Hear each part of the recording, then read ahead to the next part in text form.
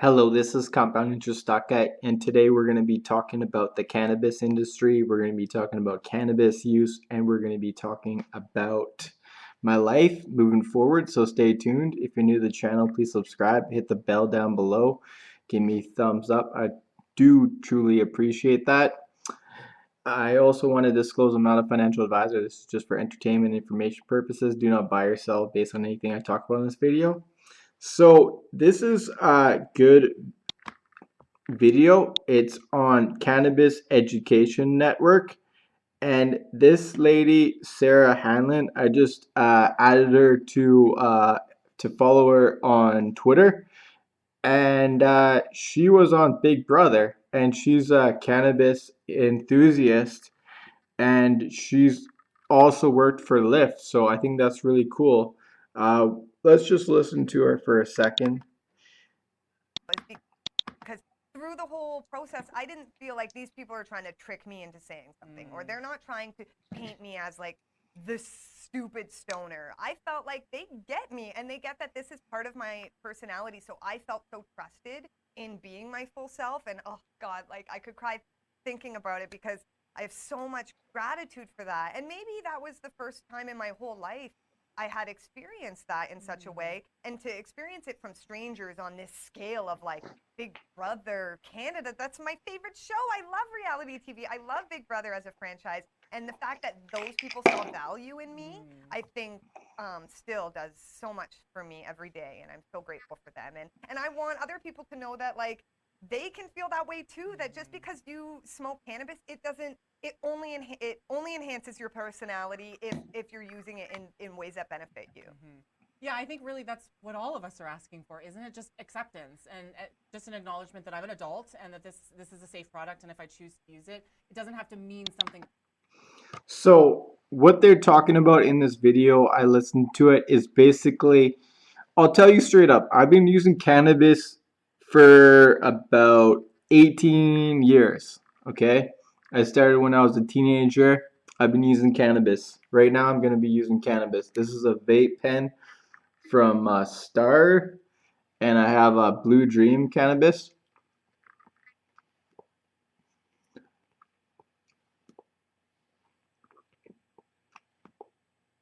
So this is pretty much the safest way for your body to take in cannabis if you're inhaling it.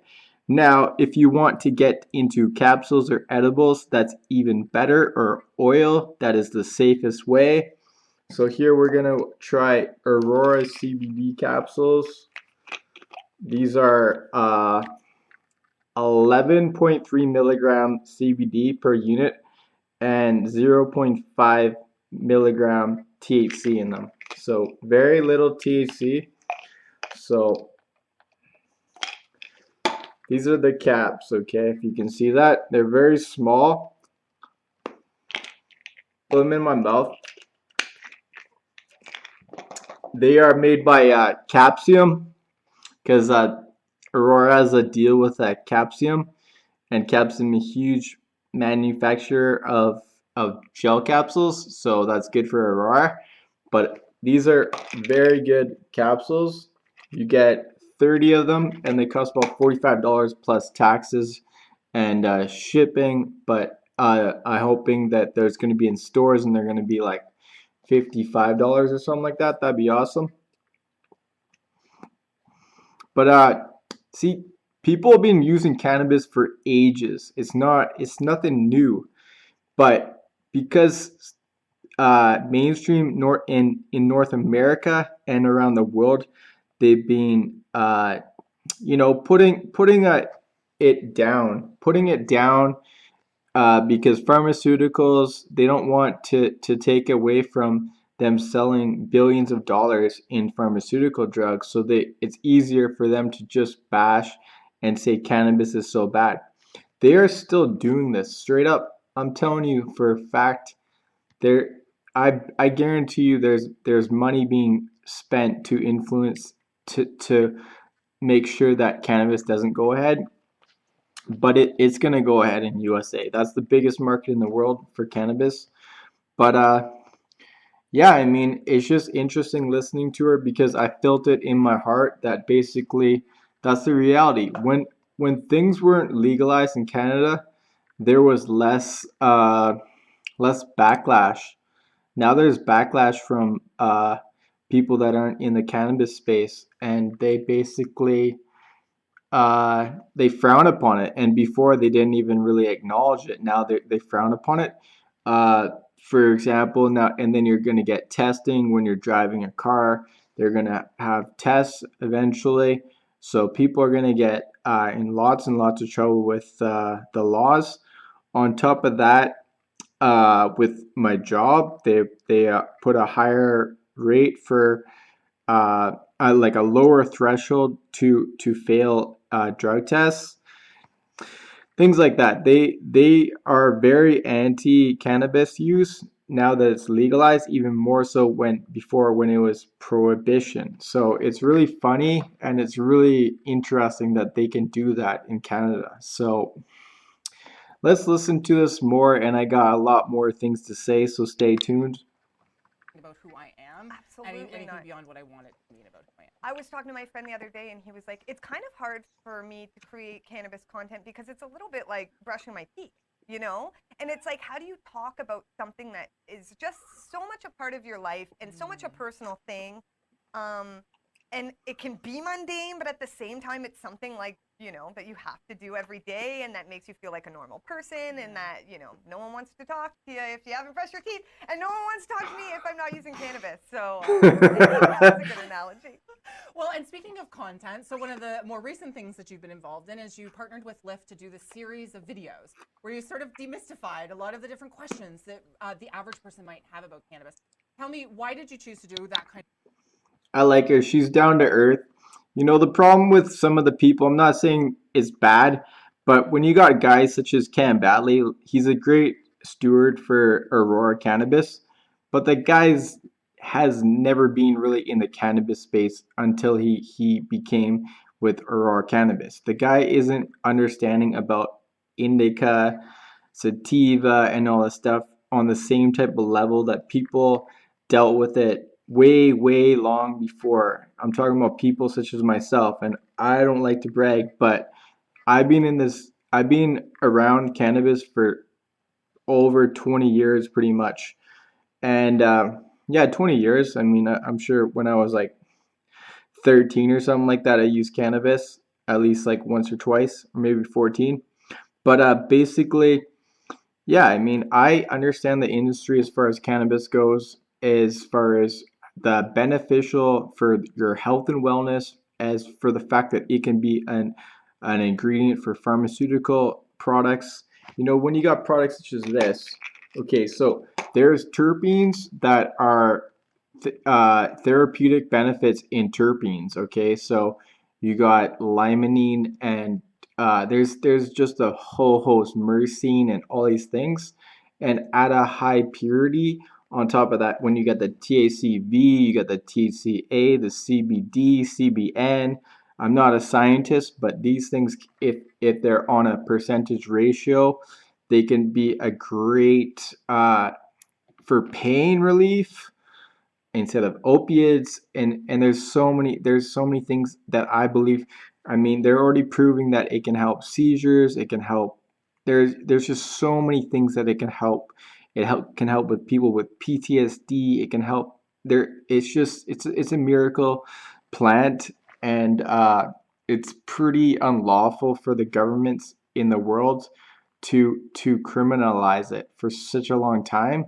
And now that it's legalized, there's still those same types of feelings, and they're even stronger because before you never heard those voices because all you talked to you left it out in the it wasn't out there, but now it's out there. Then you get in pushback and you hear more negative things about the plant, and it's kind of sad to say because it's okay for people to use alcohol and go about their thing and take as many hard prescription pills, things that are really strong, such as Percocets, to deal with their pain. But then those are the same people that are frowning upon cannabis use, and it's just not fair, and it's a bad system.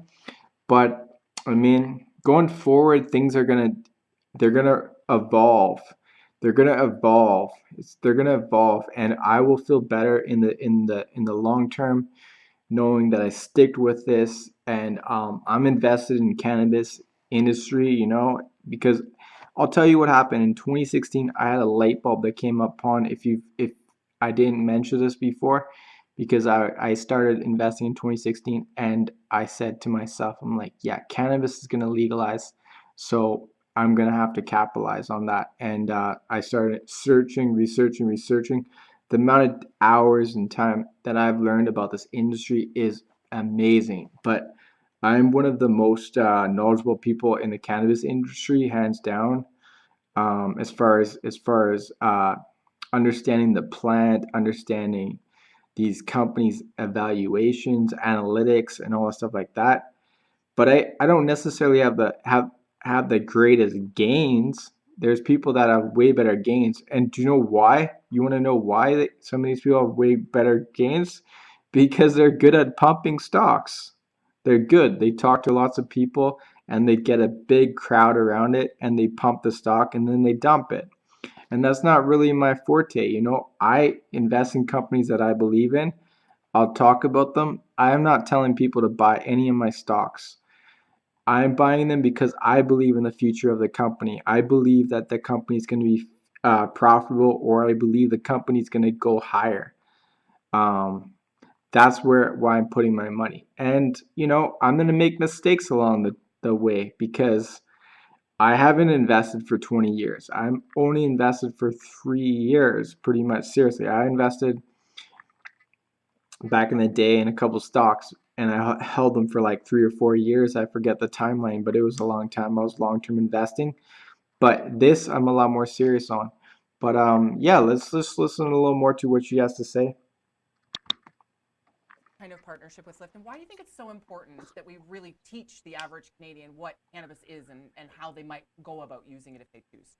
Well, I'm a writer by nature, and so I had been doing a lot of writing about cannabis and Cannabis 101s and answering questions from people. And like I said, my DMs are flooded. And it's in a much funner way than most people, I think, because they're all questions about cannabis. So I was really looking for someone who wanted to take that chance and do it visually, because I felt like I had tapped out my resources for people who wanted long form writing. And I feel like just the way that our days and our medias are going nowadays, people are so used to seeing things. And I think with cannabis, I think part of normalization is seeing it, right? Because we've been so in our own little bubbles for so long. And I think people who have never had experience with cannabis, they can let their minds go to, way off their places and imagining massive plumes of smoke and the reddest of eyes. So I really thought I wanted to find someone who felt the same way and wanted to kind of show, not just tell, about basic 101 cannabis things, and meet people where they're at and really fill in all that information right from the basic, like how to grind up cannabis, how to roll your cannabis, to what are some harm reductive ways with vaporizing, and how to actually like work a machine like that, which can be a little more complicated. Yeah, and we have to remember that while some of us have been enjoying cannabis for quite some time, that this is still a new thing for a lot of people out there. 100%. And it can be a little intimidating and scary. So that brings a great point. These vaporizers, the way they work in this is you pack the bowl in here, and then you put the top on. It's got a magnet on this one, and it has different temperatures. There's also a charger right here, and you basically push this button and you can put it up and down for the temperature, but you'd like it to be around over 200 degrees Celsius, and it'll kind of work its way up there.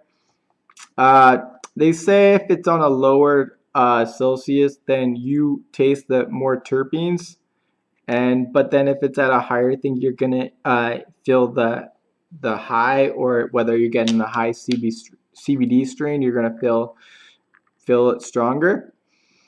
But yeah, I mean, it's interesting, and it is kind of it's awareness, because I realize that, yeah, I guess I've been using these things for a long time, and a lot of people, it's kind of alien. It's not used.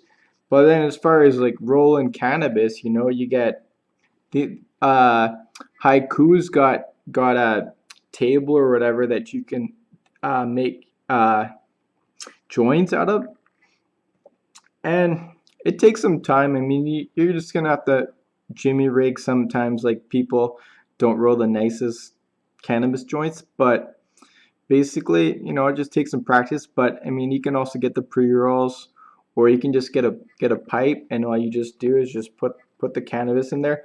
You want to grind it up. I don't have a grinder with me right here, but just grind it up into fairly fine. It doesn't have to be super, super fine, but then you just put it on there, and then you light it with your lighter, and then you smoke it, and then you kind of wait for it, and then you exhale.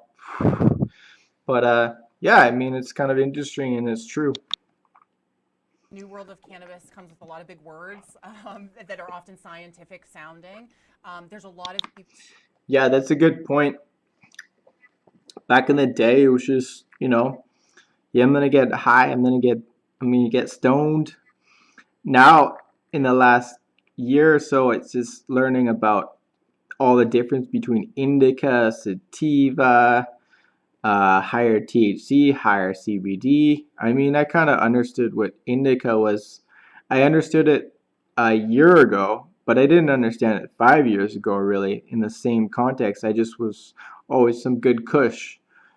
It was never, but now you understand what you want to take as indica if you want to go to sleep, or you just want to chill out, watch a movie.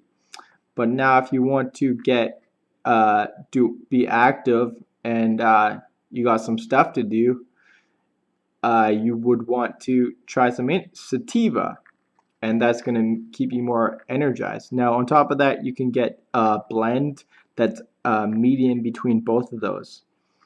But I mean, it all depends. And at the same time, you never want to drive after using cannabis when it's in your system. That's not a good thing to do.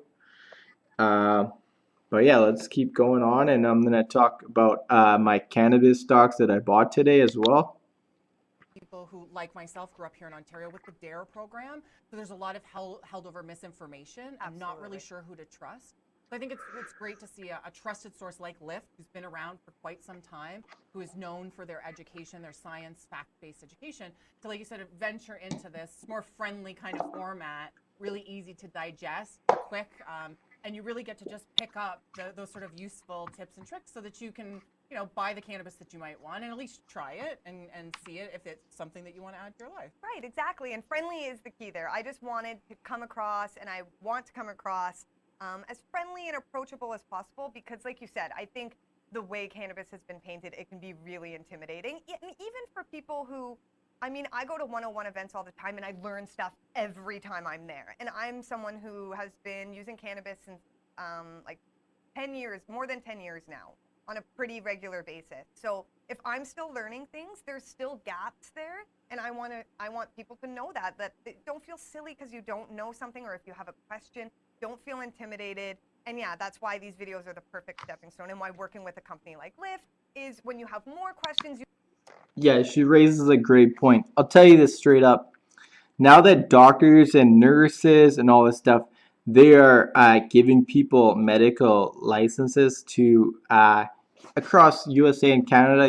Before cannabis was legalized, there was the medical marijuana, and it's still going on, of course. And in USA, that's been the starter, and then now it's gone to recreational.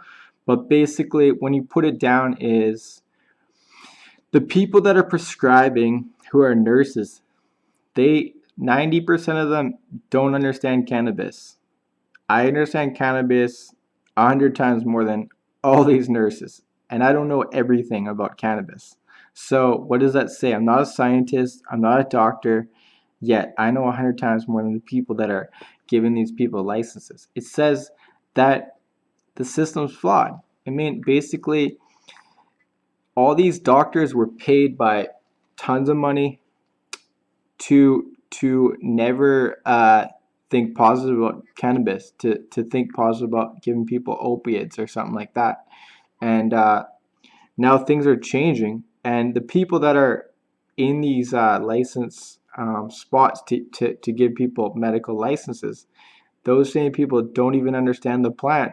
90% of these people don't understand the plant. You think there might be a little bit of confusion? But I mean, that's why it can be a trial and error. And but I think that's where it goes. I think these capsules, when they get the right ingredients, it's when they have, say, a high CBD, when they put like limonene, they put myrcene, and they put these different terpenes, and then just the CBNs and the CBGs, whatever the case, and it's a mix, and it'll just formulate into a really nice product that's very beneficial as a medical patient for people. These are the steps where it's going to go, and things are going to get better, and that's why I think the industry is just in the infinite beginnings, because the fact that those things haven't became and it's still selling billions of dollars, people love cannabis. I mean, you got to think about that. The first person that made a computer, they didn't sell that many computers. It was so much money and nobody bought computers. Now everybody has a computer. Frick, some people got 5 computers. A lot of people have at least 1 or 2 computers. They have a laptop, they have a desktop, or they may have like 2 desktops if they're a trader sometimes, and they have another laptop, or some of them have 4. So what does that say? When there's so many people in the world and there's people buying so many computers, the market is ginormous. And people, when you buy a computer, you buy it once. You're not going to buy another computer for another 5 years. So if you pay $1,000 and then you divide it by 5, that's $200 per year. Now if you divide that by another 2, that's like $100 a year. So basically that's $100 a year. But then the amount of cannabis that could be used, I mean, obviously there's more people that are using a computer, but the amount of people that use cannabis, it could equal up to around like $1,000 to $5,000 or more per year. It's the same as alcohol, and the amount of people that are going to be using it, and it could be a lot bigger when you add in the medical effects that there's not really has to do with alcohol. So it's huge.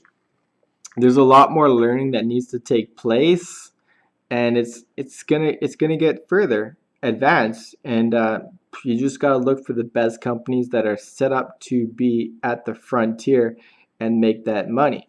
And yeah, I am not going to talk about the cannabis stocks that I bought. I will say I did buy Xena and Tilt today, but I am going to make a video on that, and I will upload it, and I'm going to talk about what I did today about my buying Xena and I buying Tilt. So stay tuned for that. I really hope you enjoyed this session talking about the legitimate facts about the cannabis industry, talking with Sarah Hanlon and Lipton Co. on the Cannabis Education Network. I hope you learned a lot of valuable information. I hope you're gaining some insight into what cannabis is about. And I hope you subscribe and give me thumbs up. And until next time, peace.